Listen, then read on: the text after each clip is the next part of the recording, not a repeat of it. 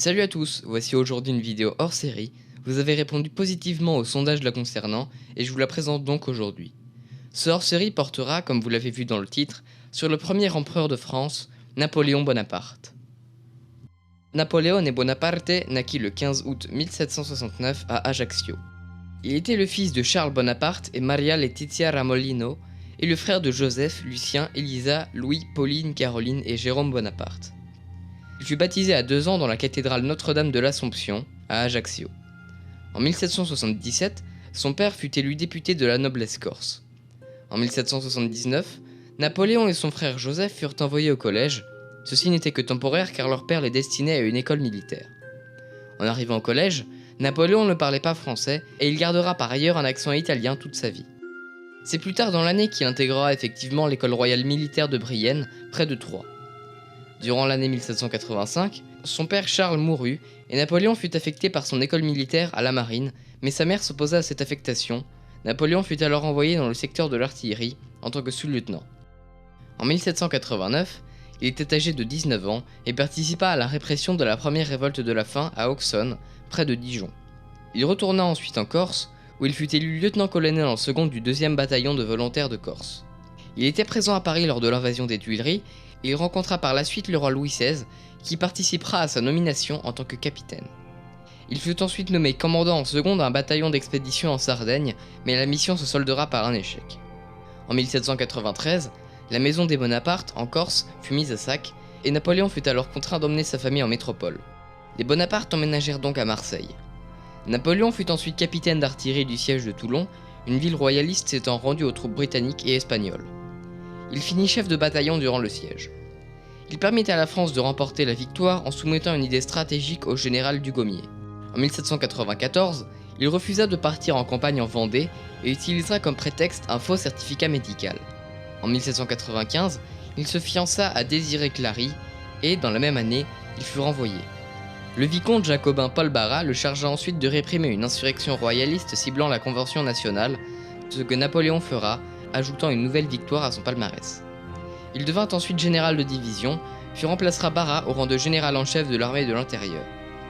Il rencontra ensuite Joséphine de Beauharnais, avec qui il tombera follement amoureux. Afin de pouvoir officialiser rapidement son union avec elle, il rompit avec Désirée. Il se maria avec Joséphine en 1796 et il arrivera d'ailleurs en retard à son mariage. Très peu de temps après, il fut envoyé à Nice pour combattre l'armée italienne et il en profitera pour passer à Marseille pour annoncer à sa mère son mariage avec Joséphine. En Italie, il inventera une nouvelle utilisation des canons.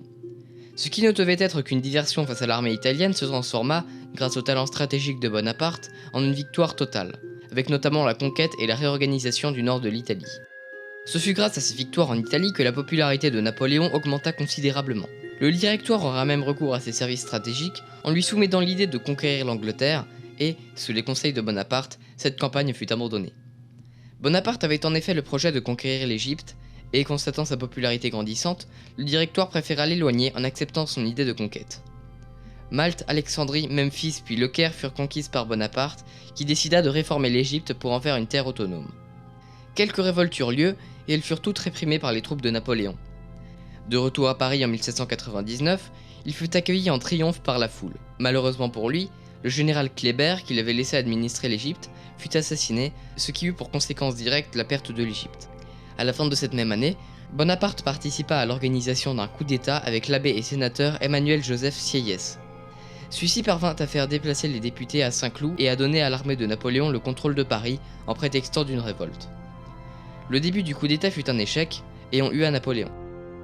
Cependant, grâce à l'appui de son frère Lucien, le coup d'État aboutit et Napoléon put regagner l'opinion publique. C'était le début du consulat, un régime politique où le pays est contrôlé par 3 consuls, dont un premier consul, Bonaparte dans ce cas. Ce fut cependant à la demande du Sénat que le mandat de premier consul de Napoléon fut augmenté, jusqu'à aller à sa nomination en tant que premier consul à vie et l'augmentation drastique de ses pouvoirs, jusqu'à ce que ceux-ci rivalisent avec ceux-mêmes de Louis XVI. En 1800, il s'installa aux Tuileries, où une cour semblable à une cour royale s'établit.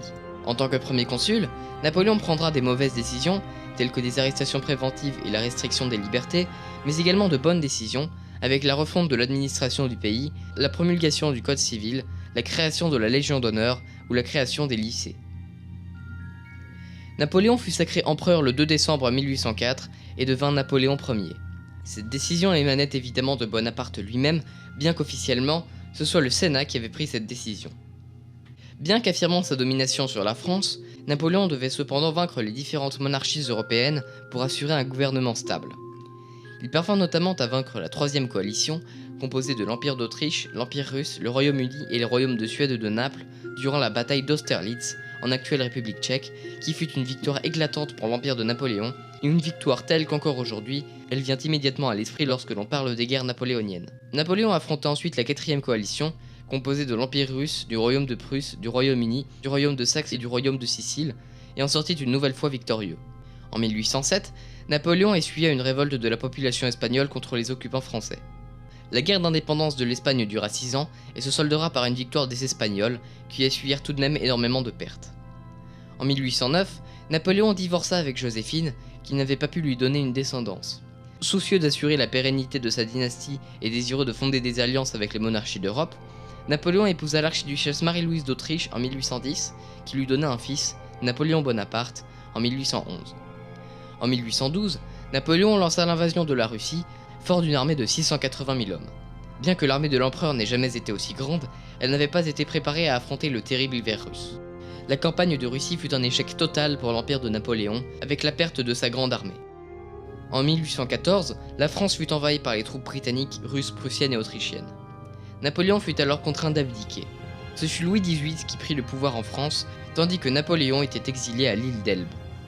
Il réussira cependant à revenir en France en 1815, et les armées censées l'arrêter l'accueillirent en héros. Les monarchies européennes ne tolérant pas ce retour de Bonaparte au pouvoir, ce fut le début d'une nouvelle guerre.